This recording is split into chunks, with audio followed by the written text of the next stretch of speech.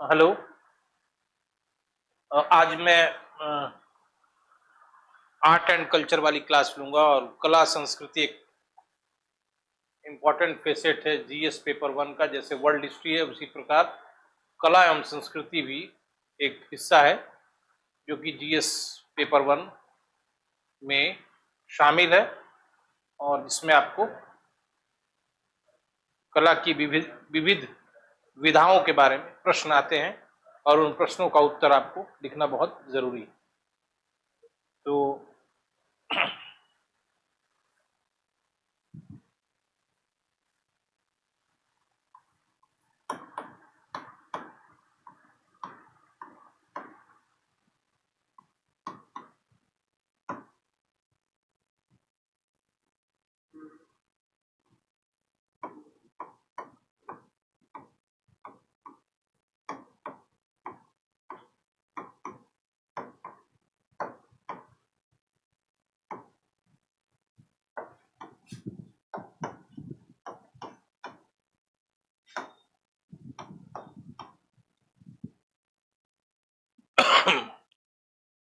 इसमें हम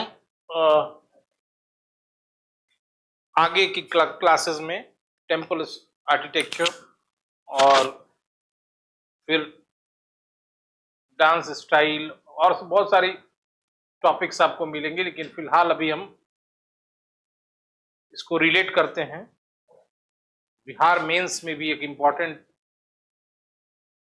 हिस्सा है बिहार में कला एवं स्थापत्य, ठीक है, आर्ट एंड आर्किटेक्चर इन बिहार, जिसमें अभी तक का जो ट्रेंड रहा है कि हमेशा बिहार में कला से संबंधित एक प्रश्न आता है और ये तीन चार टॉपिक्स हैं जिस पे घूमते रहता है प्रश्न। यदि एक टॉपिक से इस साल आया तो अगले साल दूसरे टॉपिक से आएगा, ये भी फिक्स रहता है। तो जैसे मान लीजिए स्टार्टिंग जो बिहार में कला और स्थापत्य से संबंधित है वो है पहला मौर्य कला, दूसरा पाल कला, तीसरा पटना कलम शैली और चौथा मधुबनी पेंटिंग, ठीक है, या मधुबनी चित्रकला।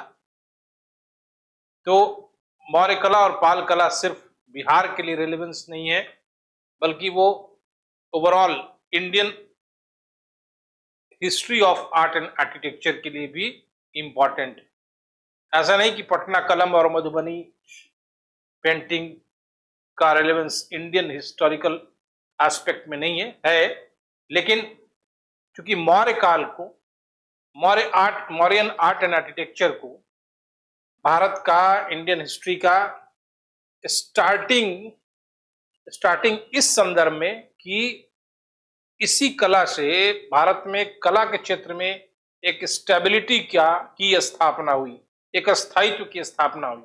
ऐसा नहीं कि मौर्य काल में ही कला और स्थापत्य पहली बार दिखाई पड़ा, ऐसा नहीं है। मौर्य काल से पहले भी जो पीरियड्स थे जैसे कि आईवीसी इंडस वैली सिविलाइजेशन, उसमें भी कला की विविध विधाओं का दर्शन होता है, हम देख सकते हैं, और वो कई रूपों में हमको दिखाई पड़ते हैं, अलग अलग डिफरेंट फॉर्म्स में। लेकिन मौर्य कला से कला को एक स्थायित्व देने का प्रयास किया गया और इसमें गवर्नमेंट इनिशिएटिव भी देखा गया, शासकीय पहल भी देखा गया और कला को एक विस्तार भी दिया गया, स्प्रेड भी किया गया कला को। वो खास जगह पर कॉन्सेंट्रेटेड नहीं रहा, बल्कि उसका विस्तार हुआ और बाद में हम देखते हैं पैन इंडियन अखिल भारतीय स्वरूप कला को प्राप्त हुआ। तो इसलिए मौर्य कला का इतना इंपॉर्टेंस है और मौर्य कला में एक सेकुलर दृष्टिकोण भी दिखाई पड़ता है, न कि वो सिर्फ एक धर्म या एक क्षेत्र की तरफ सीमित है, बल्कि वो हर तरफ से एक सर्वव्यापक दृष्टिकोण जिसको कहा जाता है वह है। आमतौर से बीपीएससी या किसी भी एग्जाम में अगर सवाल आता है, मैं आपको एग्जाम्पल में बीपीएससी का ही लेता हूं, कई बार सवाल जो मैं अभी बता रहा हूं उसी प्रकार के आते हैं कि मौर्य कला की विवेचना कीजिए, सिंपल सवाल हुआ। दूसरा सवाल हुआ कि critically examine the Mauryan art, Maurya कला की आलोचनात्मक समीक्षा करें, या मौर्य कला से कला के विविध रूपों का दर्शन होता है, या मौर्य कला की विशेषताएं बताइए। यानी इस तरह के बहुत सारे सवाल आते हैं और अक्सर हमारे मन में एक इल्यूजन, एक कंफ्यूजन पैदा होता है। पहले तो ये सवाल बीपीएससी में 25 नंबर का आता था। हाल के वर्षों में जब दूसरा वैकल्पिक विषय हटाया गया है तो इस जीएस के प्रश्नों के अंक भी बढ़ाए गए और 38 मार्क्स 38 नंबर के सवाल अब हो गए हैं। तो सबसे बड़ी बात जो मेरा जोर है आपको बताने का वह ये है कि सवाल आता है तो क्या आपको लिखना है जिससे आपका अंक बेहतर से बेहतर प्राप्त हो जाए। क्योंकि जो आप सूचना या इंफॉर्मेशन कॉपी में लिखते हैं वो सूचना और इंफॉर्मेशन एक सामान्य पढ़ने लिखने वाले छात्र के लिए कॉमन होता है। क्योंकि वो भी लिखेगा स्तूप, वो भी लिखेगा मौर्यकालीन चंद्रगुप्त मौर्य का प्रासाद, पैलेस ऑफ चंद्रगुप्त मौर्य, वो भी लिखेगा स्तंभों के बारे में, वो भी लिखेगा गुफा स्थापत्य, केव आर्किटेक्चर के बारे में। यानी जो सूचना आप कॉपी में लिख रहे हैं वो बाकी लोगों से अलग सूचना नहीं होगी, बल्कि वो कॉमन सूचना होगी। और एक सामान्य एवरेज पढ़ने लिखने वाले बच्चे से अपेक्षा रखी जाती है कि वो उतना सूचना तो जरूर गैदर कर लिया होगा, क्योंकि मेंस देनी है और प्रीलिम्स पास करने पर एक स्वाभाविक सी गंभीरता व्यक्ति में, प्रत्याशी में आती है, तो उतना सूचना तो वो कलेक्ट कर लेगा। लेकिन मेरा कहना है ये कॉमन सूचना वाला जो आंसर 10 कॉपी में लिखा जाएगा तो मार्क्स देने का भी एक एवरेज हो जाएगा, एक सीमा हो जाएगी।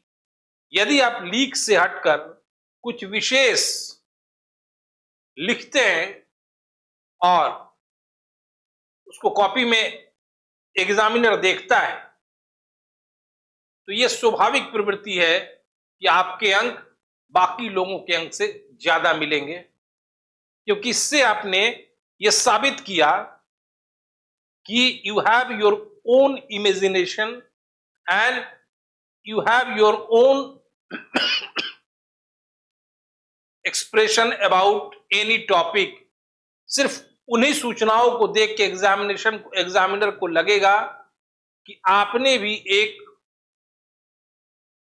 सोचने की दशा मौर्य कला के बारे में या मौर्य कला और स्थापत्य के विकास के बारे में अपनी निजी राय भी आपने बनाई है, न कि सिर्फ किताबी सूचनाओं को आपने हूबहू कॉपी में उतार दिया है। यदि उन पॉइंट्स को पहले आप लिखते हैं और बाद में ये किताबी सूचनाओं को डालते हैं तो ये बिल्कुल सही बात है कि आपके नंबर जो होंगे, अगर आपने अच्छे पढ़ने योग्य शब्दों अक्षरों में लिखा तो क्या कोई आश्चर्य नहीं है कि 38 में 30-32 नंबर भी आपको आ सकते हैं। तो सीधे हम टॉपिक्स पे ही आते हैं और उसके बारे में बात करते हैं। एक अच्छा आंसर फॉर्मेटिंग बीपीएससी मेंस के लिए क्या होगा। एग्जाम्पल मैंने ले लिया है मौर्य कला, ठीक है। ये जो क्लास है ये पहला स्टार्टिंग क्लास है आर्ट एंड कल्चर का, और ये मेरा पढ़ाना नहीं है, मतलब ये पढ़ा नहीं रहे आपको टॉपिक, यहीं से स्टार्ट करेंगे क्योंकि वर्ल्ड हिस्ट्री में मैंने स्टार्ट नहीं किया था। और सब कुछ पढ़ाने के बाद कल मैंने प्रश्न और उत्तर की जो श्रृंखला आपके साथ डिस्कस की, तो वो काम मुझे क्लास स्टार्टिंग से पहले करना चाहिए था, ठीक है। लेकिन ये जो क्लास है इसमें मैं पहले ही आपको विजन क्लियरिटी के लिए, आपकी दृष्टि स्पष्ट हो जाए, ये जो आंसर फॉर्मेटिंग का काम करेंगे हम, यह बताएंगे एक एग्जाम्पल में मौर्य कला। तो बाकी जो भी आप आगे कला एवं संस्कृति के चैप्टर्स पढ़ेंगे तो आपकी सोचने और आपके पढ़ने का तरीका इसी स्टाइल में होगा। और ये बताना बहुत जरूरी है ताकि अपने अभी तक आपने जो पढ़ा या जो समझा और जो आप लिखते हैं उसको बदल डालिए यदि आपको यूपीएससी या बीपीएससी पास करना है। आपके पास कंटेंट होना चाहिए और आपको अब समझ होनी चाहिए इस टॉपिक का, ये निश्चित है। बस आप लिखिए और नंबर आपको मिलना ही मिलना है और आप सिलेक्ट भी होंगे, इसमें कोई दो राय नहीं। तो आते हैं हम लोग मौर्य कला पे।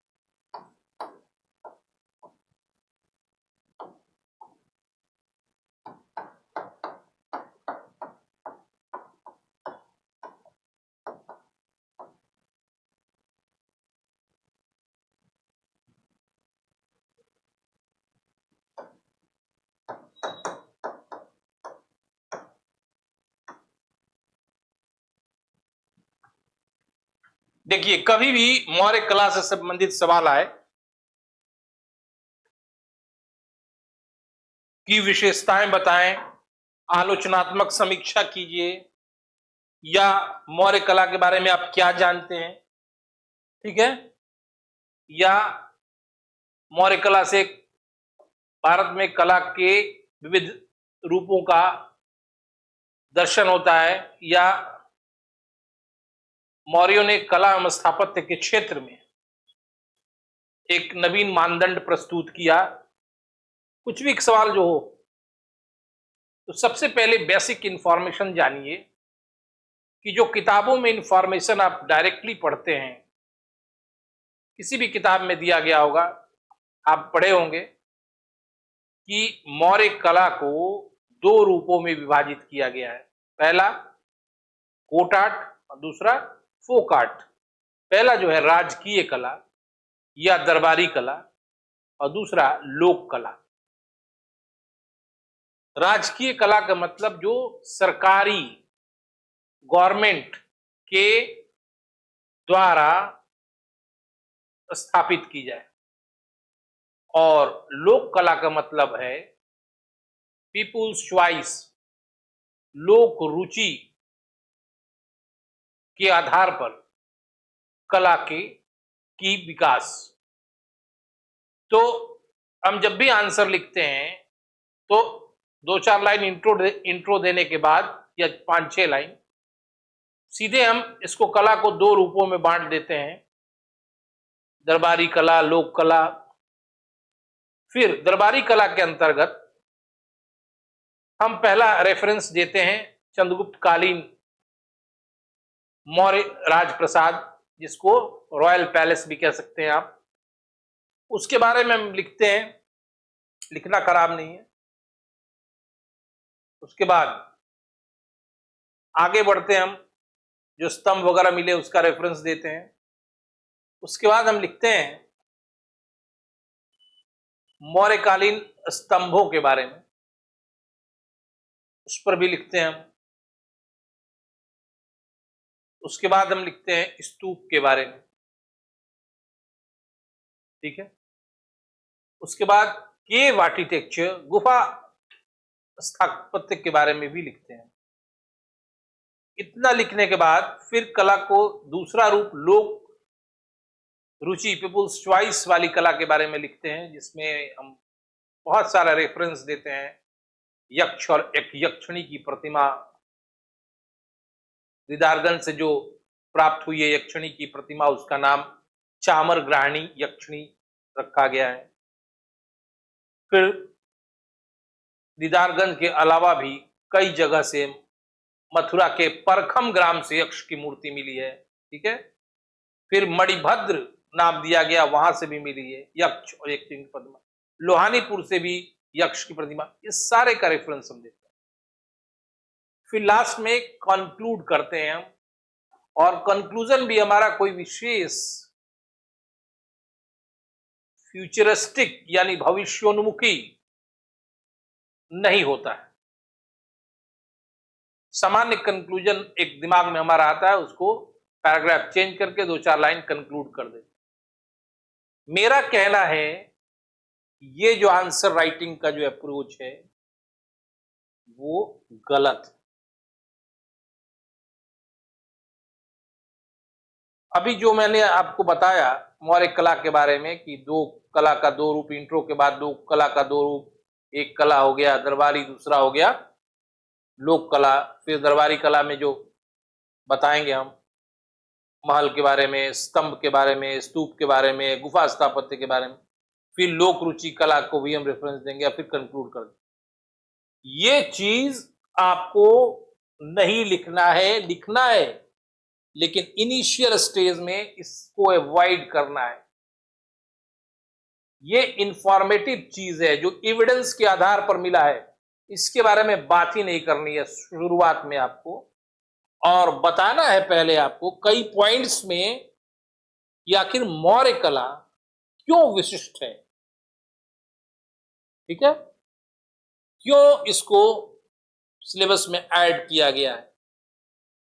और यही बात आपको पहले लिखनी है, यही मैं आंसर फॉर्मेटिंग भी बता रहा हूं।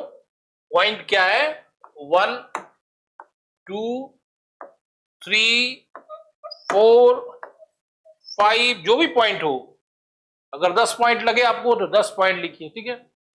अब क्या लिखना है 10 पॉइंट में, ये आपको बताना बहुत जरूरी है। पहली बात, उत्तर प्रारूप देख लीजिए।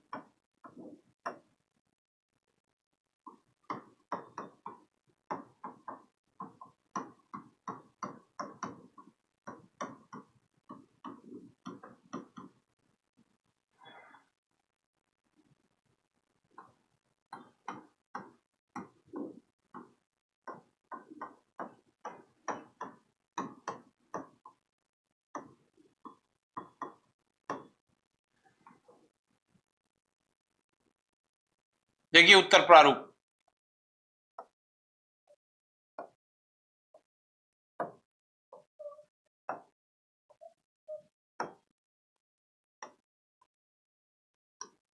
जितना हो सके, जरूरी है कि 7 पॉइंट हो, 8 पॉइंट, जितना रिलेवेंट पॉइंट आप डाल सकते। क्या क्या डालेंगे हम पहले इसको। सबसे पहली बात, मौर्य कला से पहली बार स्थायित्व का निर्माण हुआ। ऐसा नहीं कि मौर्य काल से पहले भारत में कला के दर्शन नहीं होते हैं, कलात्मक गतिविधियों के दर्शन नहीं होते हैं, लेकिन पहली बार ईंट और लकड़ी के स्थान पर stones were used first time. पाषाण पत्थरों का प्रयोग मौर्य कला में इसके स्थायित्व को बताता है, क्योंकि मौर्य काल में जो भी निर्माण कार्य हुआ है, ऐसा नहीं कि लकड़ी को बिल्कुल छोड़ दिया गया, क्योंकि चंद्रगुप्त मौर्य का जो पैलेस है वो लकड़ी का बना हुआ मिला है और लकड़ी का प्रयोग होता था, लेकिन पहली बार मौर्य काल में कला के क्षेत्र में पाषाण का, पत्थर का व्यापक स्तर पर प्रयोग होने लगा। और इसका परिणाम यह हुआ कि पहली बार कला को स्टेबिलिटी, स्थायित्व मिला।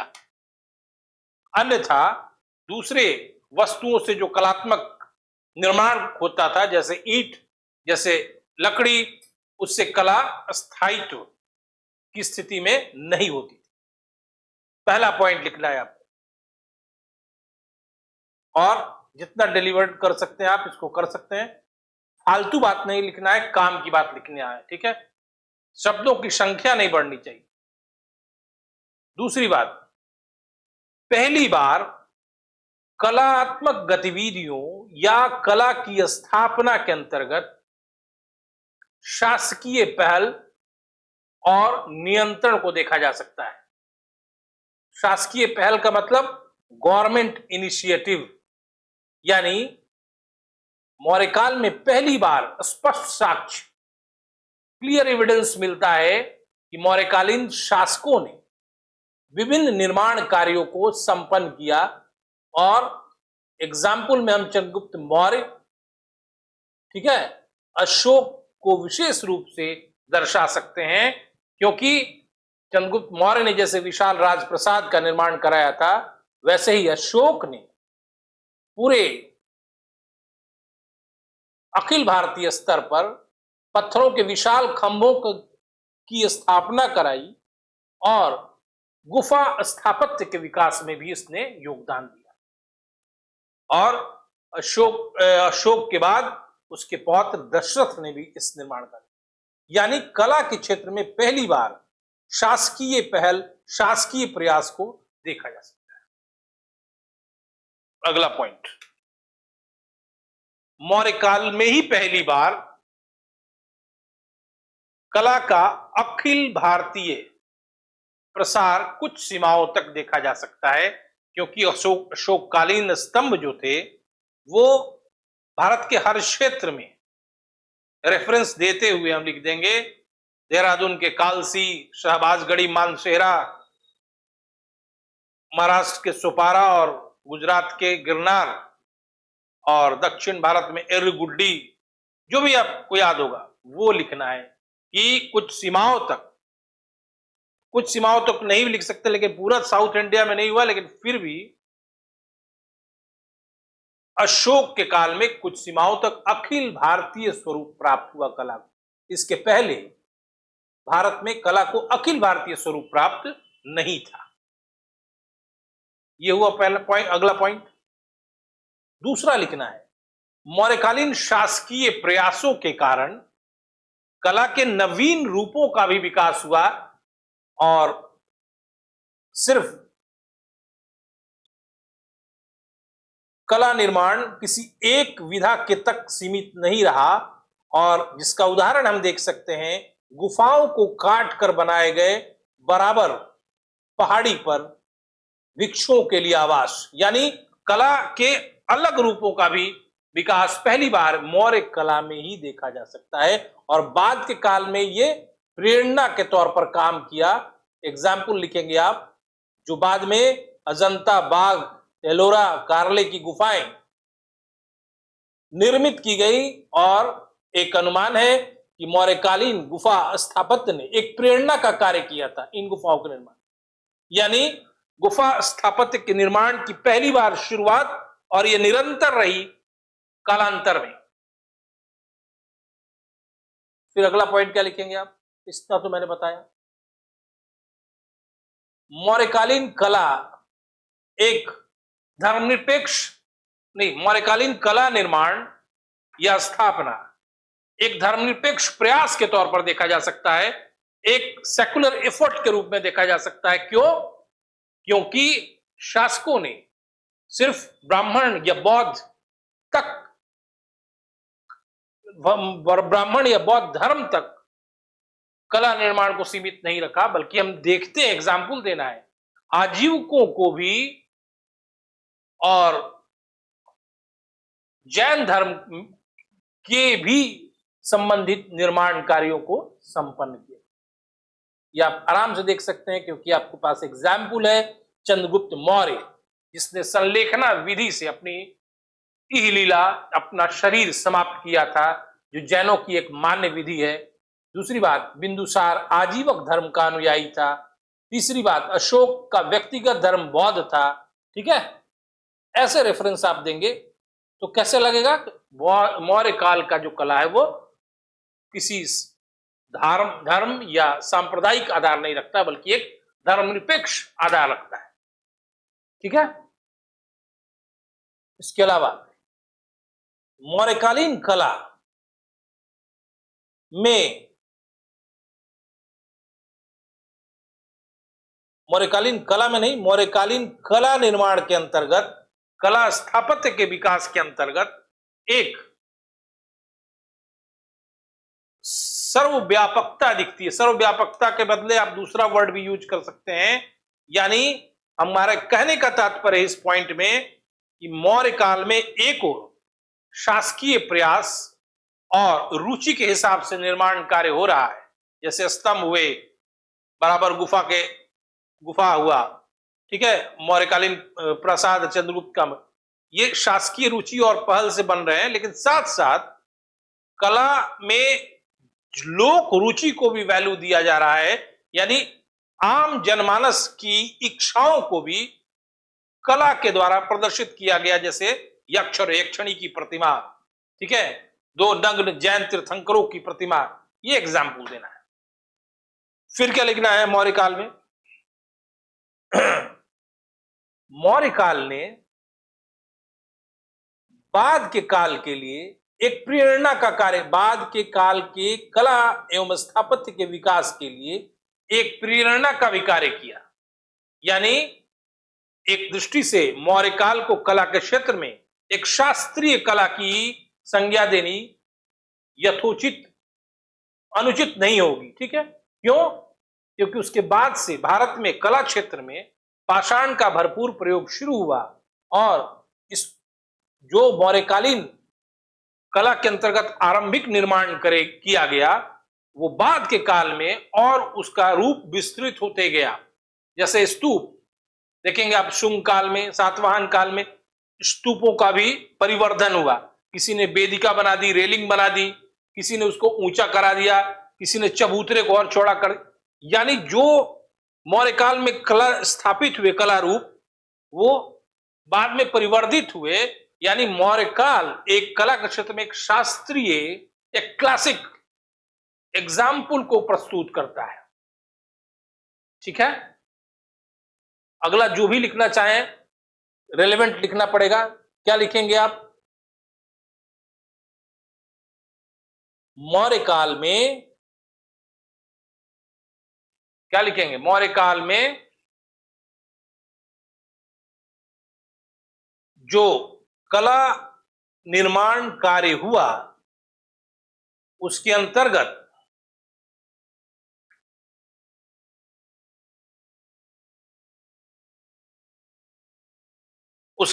क्या लिखना है आपको? उसके अंतर्गत एक आर्थिक दृष्टिकोण भी दिखता है। आर्थिक दृष्टिकोण का मतलब कि मौर्य काल में कला निर्माण के द्वारा अर्थव्यवस्था को एक आय स्रोत देने का भी प्रयास देखा जा सकता है। रेफरेंस में आप दे सकते हैं पतंजलि का वो कोटेशन स्टेटमेंट, जब उन्होंने कहा है कि मौर्य शासक मूर्तियां बनाकर बेचा करते थे अर्थव्यवस्था के सुदृढ़ीकरण के लिए, ठीक है। और क्या पॉइंट लिखेंगे? मौर्य काल या मौर्य राज व्यवस्था जो केंद्रीकरण का प्रतीक था, सेंट्रलाइजेशन का को सिंबलाइज करता है। मौर्य काल क्या है? सेंट्रलाइजेशन को सिंबलाइज करता है, यानी केंद्रीकरण का प्रतीक है मौर्य काल। तो यह चीज कला के क्षेत्र में भी देखा गया है, क्योंकि यह कला को अलग अलग स्थानों पर स्थापित कर साम्राज्य के केंद्रीकरण की इच्छा को भी पूरा किया गया है। क्योंकि अशोक का ये चीज विशेष रूप से हम अशोक के काल में देखते हैं, क्योंकि अशोक ने साम्राज्य के उत्तर और पश्चिम की तरफ भी राजकीय स्तंभों की स्थापना ये दर्शाती है कि मौर्यकालीन साम्राज्य एक केंद्रीकृत साम्राज्य था, और ये कला के द्वारा भी, कला स्थापना के द्वारा भी दर्शाने का प्रयास किया गया। इन पॉइंट्स को लिखने के बाद ही तब आपको जो इंफॉर्मेशन मिला है जो करीब करीब हर पढ़ने वाले को याद रहता है, वो आपको लिखना है। क्या इंफॉर्मेशन है? उसके बाद आप मौर्य कला को कहेंगे कि इसके दो रूप मिलते हैं, पैराग्राफ चेंज करके लिखना है। क्या मिलते हैं? एक राजकीय कला, पैराग्राफ चेंज करेंगे, टू फॉर्म्स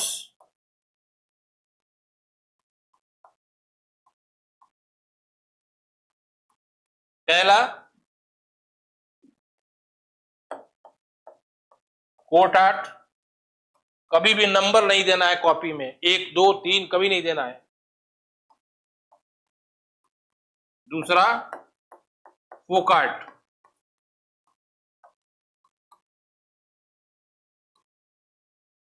कोर्ट आर्ट में बताएंगे स्मारक। सबसे पहले स्मारक क्या है? चंद्रगुप्त का मौर्य के समय का राजप्रसाद है, ठीक है। उसके अलावा इसी से प्रसाद को माना गया है कि लकड़ी का बना हुआ था, इसकी फर्श और छत लकड़ी की बनी हुई थी, ये लिखना है। पाटलिपुत्र और बुलंदी बाग की खुदाई स्पूनर महोदय ने की थी, 1914-15 में की थी। उसके अलावा पहले आपको पाटलिपुत्र शहर का भी, वो भी एक स्थापत्य ही है, का भी रेफरेंस देना है, विवरण देना है कि पाटलिपुत्र जो थी, जिसमें 64 द्वार थे, 570 बुर्ज थे, और पाटलिपुत्र 80 स्टेडिया लंबा और 15 स्टेडिया चौड़ा था, ये लिखना है। और इसका रेफरेंस, ऐसी बात कौन कहता है? मेगास्थनीज ने कहा है, जो कि यहाँ पे एम्बेसडर था, दूत था सेल्यूकस निकेटर का। दूसरी बात लिखनी है कि पाटलिपुत्र शहर के चारों तरफ 60 फुट गहरी, 600 मीटर लंबी बड़ी सी चौड़ी खाई थी, और उसमें प्रवेश दुश्मनों का बहुत मुश्किल से हो पाता। दूसरी बात लिखनी है कि पाटलिपुत्र से ही 80 खंभों वाला, 80 स्तंभों वाला एक विशाल बिल्डिंग्स का भी साक्ष्य मिला है, और 8 पंक्तियों में 10-10 खंभों का एविडेंस मिला है। उसके बाद लिखेंगे महल के बाद स्तूप, उसके बाद मौर्यकालीन स्तंभ, और तब लिखेंगे गुफा स्थापत्य। तो स्तूपों को कैसे लिखेंगे कि स्तूप का निर्माण एक अनुश्रुति के अनुसार कि अशोक ने 84,000 स्तूपों का निर्माण किया था, जो कि प्रमाणिक नहीं माना गया है, फिर भी स्तूपों का निर्माण हुआ। सारनाथ में, राजगीर में, इधर उधर लिखना है। स्तूप क्या है, थोड़ा रेफरेंस दे देना है। स्तूप का शाब्दिक अर्थ चिता होता है, और ये ढेर या थुहा भी कहलाता है। और स्तूप सेमी स्फेरिकल होता है, अर्ध गोलाकार आकृति होता है, ठीक है।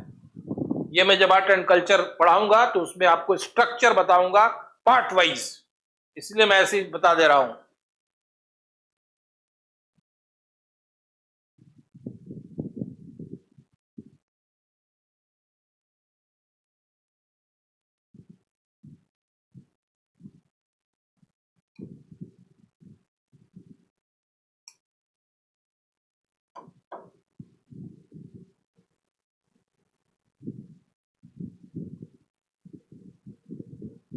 देख लीजिए, यही स्तूप है,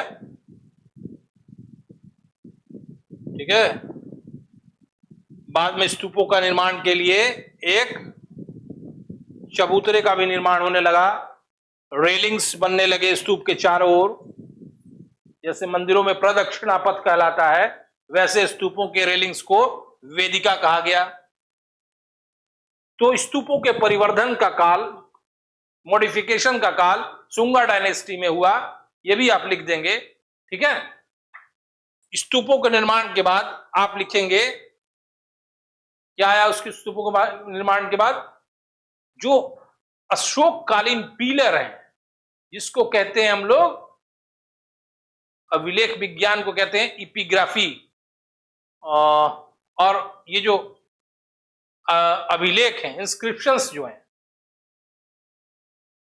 उसको बताना है आपको कि दो प्रकार के अभिलेख थे, एक वृहत शिलालेख मेजर रॉक एडिक्ट और माइनर रॉक एडिक्ट लघु स्तंभ लेख।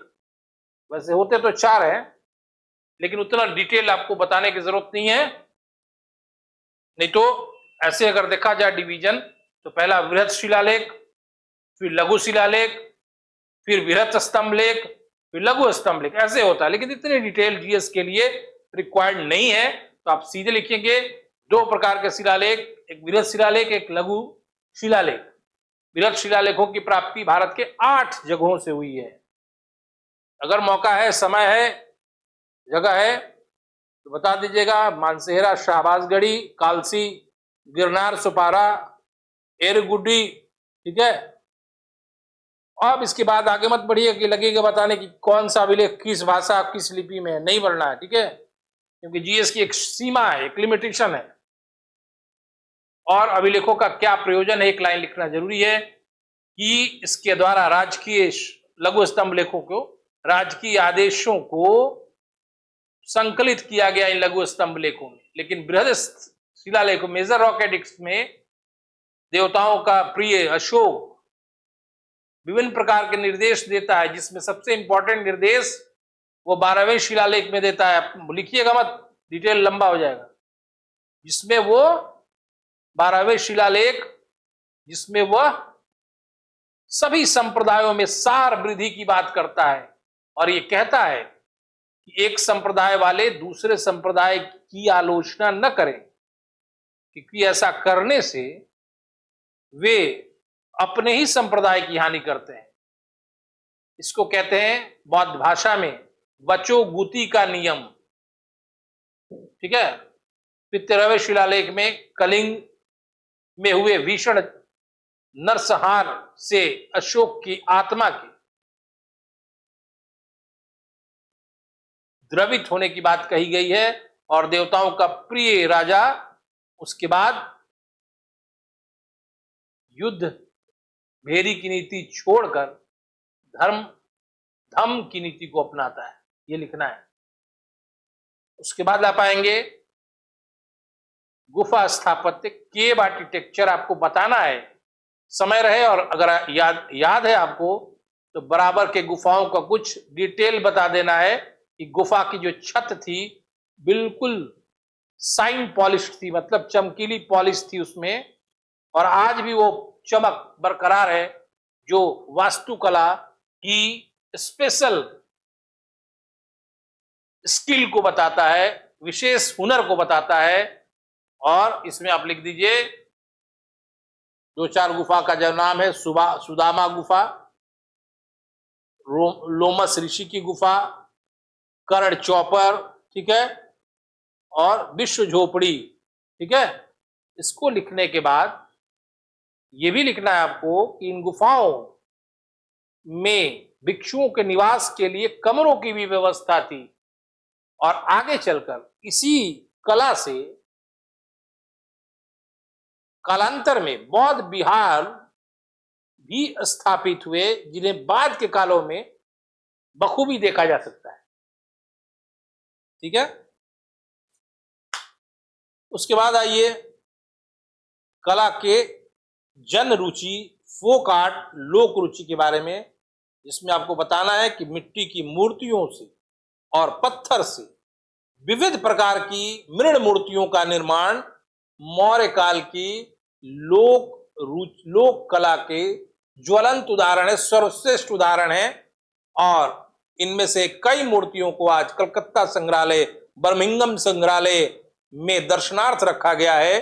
क्योंकि इन मूर्तियों को देखकर सजीवता और जीवंतता आज भी दिखाई पड़ती है। और रेफरेंस क्या देना है आपको, यक्ष यक्षिणी की प्रतिमा, चामर ग्राहिणी यक्षिणी का उल्लेख, मथुरा के परखम ग्राम से प्राप्त यक्ष की प्रतिमा और मणिभद्र जिसको कहा गया उसका, फिर लोहानीपुर से 2 नग्न जैन तीर्थंकरों की मूर्तियां, ये आप लिख देते हैं। और साथ में यह भी लिखना जरूरी है कि लोक रुचि की कला के द्वारा जनता की अभिरुचियों को, जनता की आकांक्षाओं को प्रदर्शित करने का प्रयास किया गया और यह स्वतंत्रता से प्रदर्शित किया गया। इस पर कोई रोक नहीं थी, इस पर कोई शासकीय दबाव नहीं था। यानी लोक कला का विकास उदारता के वातावरण में हुआ। इतना लिखने के बाद तब आप निष्कर्ष लिखेंगे, पैराग्राफ चेंज करके, और उस निष्कर्ष में आप ये दर्शाएंगे कि मौर्य कला ने जिस प्रकार राजनीति और प्रशासन के अंतर्गत एक क्लासिक उदाहरण, एक शास्त्रीय उदाहरण, एक क्लासिक एग्जाम्पल को दर्शाया है, उसी प्रकार कला के क्षेत्र में मौर्य कला ने कालांतर की कलात्मक गतिविधियों को उत्प्रेरित और विकसित किया और मौर्यकालीन कला का जीवंत और शाश्वत रूप आज भी दर्शनीय है, स्पेशली स्तंभों को देखकर और पाटलिपुत्र को देखकर। ये हुआ कॉम्पैक्ट आंसर। और ऐसे आंसर आप लिखेंगे तो जो आप चाहते हैं फुल मार्क्स, वो फुल मार्क्स तो नहीं आएगा, लेकिन 30-32 के करीब नंबर आ सकते हैं, 34 भी आ सकता है, बशर्ते आप शुद्धता के साथ लिखें, क्लियरिटी के साथ लिखें। ये नहीं कि ग्रामेटिकली मिस्टेक है और 38 में आप 34 की अपेक्षा कर रहे हैं, ये बिल्कुल गलत बात है। और आपकी राइटिंग्स आप जो लिखे हैं वो एग्जामिनर को पढ़ने में कोई मुश्किल ना हो, ये ना यही नहीं कि आंख गड़ाना पड़े, उसमें भी मार्क्स वैरी करता है। इसलिए जो भी लिखे स्पष्ट लिखे और व्याकरण की दृष्टि से अशुद्धि नहीं होनी चाहिए। इसके बाद आप समझ सकते हैं कि क्या आपको पढ़ना है और क्या लिखना है। उसके बाद हम आते हैं, आपको डिस्कस करते हैं कि क्या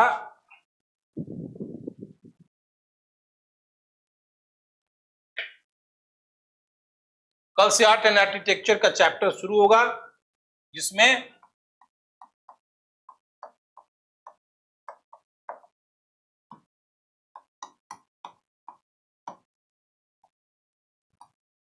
आपको बताया जाएगा टेम्पल आर्किटेक्चर, केव आर्किटेक्चर, फिर what is the impact of